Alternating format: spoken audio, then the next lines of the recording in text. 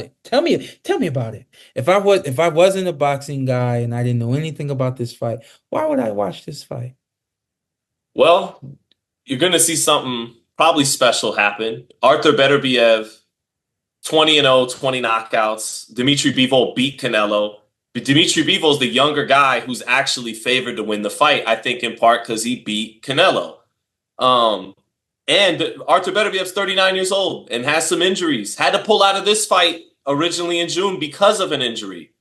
So I think the consensus is that while super dangerous, Dimitri Bivol is probably going to win a decision because he's younger, his feet are a little fresher, maybe his hands might be a little faster, and he's got that big shock absorber neck to hold up to the firepower when he needs to, when he's not outboxing Yeah, Arthur Beterbiev, and he beat Canelo, yeah.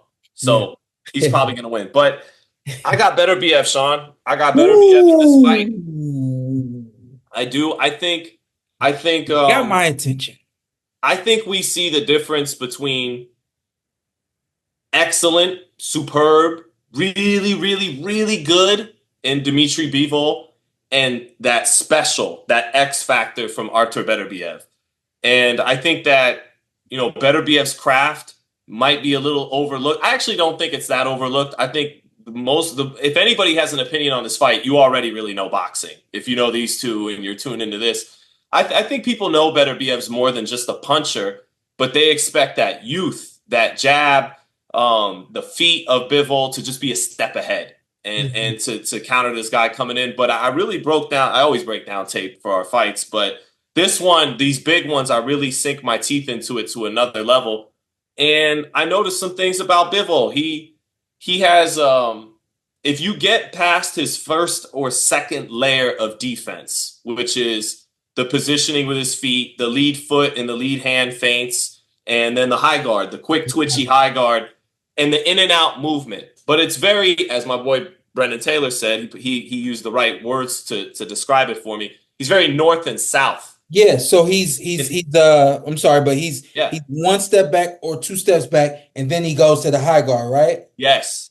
Yes. And if There's no turn, there's no you know ooh, who does do that? ooh, Arthur Beterbiev.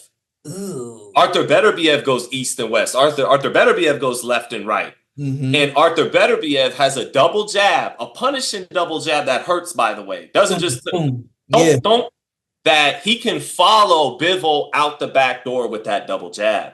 And what happens with Bivol, if you're able to cut the gap on him, by the way, Joe Smith cut the gap on him. He didn't have the hand speed and the skills and the wherewithal that Arthur Beterbiev has. But the fact that Joe Smith, who Beterbiev got at, we watched it at my son's birthday party. You were there. We watched it in my living room.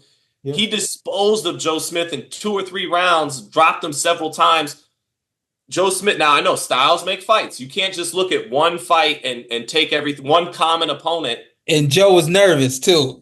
So that plays a lot into it. Well, Joe had a face of, I've never been hit with something. What is this? Like, Yeah, I'm the guy doing that to other people. You don't do that to me. I do that to you. I'm the puncher.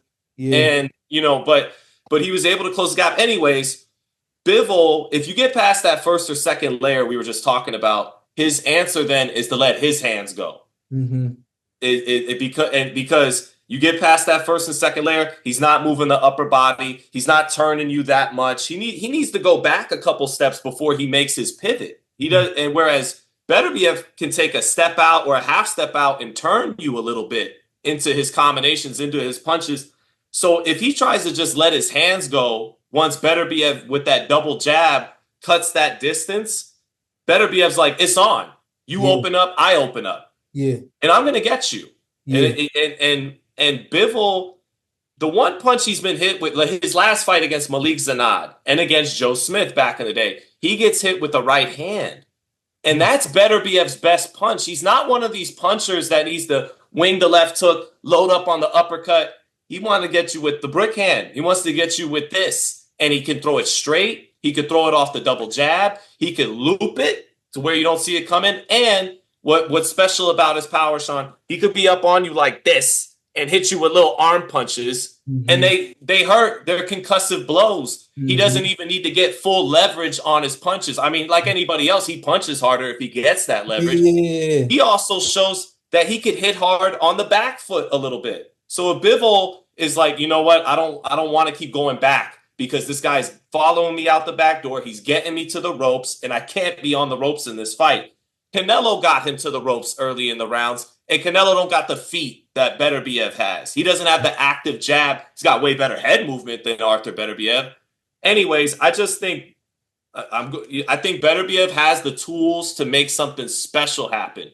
Because if I feel like if Bivol wins, it's just going to be excellent, Yeah. superb. Yeah. He's going to Yeah. outbox him for 12. But if Beterbiev can pull this off, we're going to see something special. Yeah. And he's going to join. I mean, Bivol will join the Pantheon too if he wins. But if Beterbiev wins and can stop Bivol late, I think we're talking Bob Foster, Roy Jones, Michael Spinks, like we're talking, a truly special light heavyweight. And Bivol will be in that conversation too. But I feel like Beterbiev's the one that has the potential to produce something special and memorable for the boxing fans Saturday night. Beautifully put.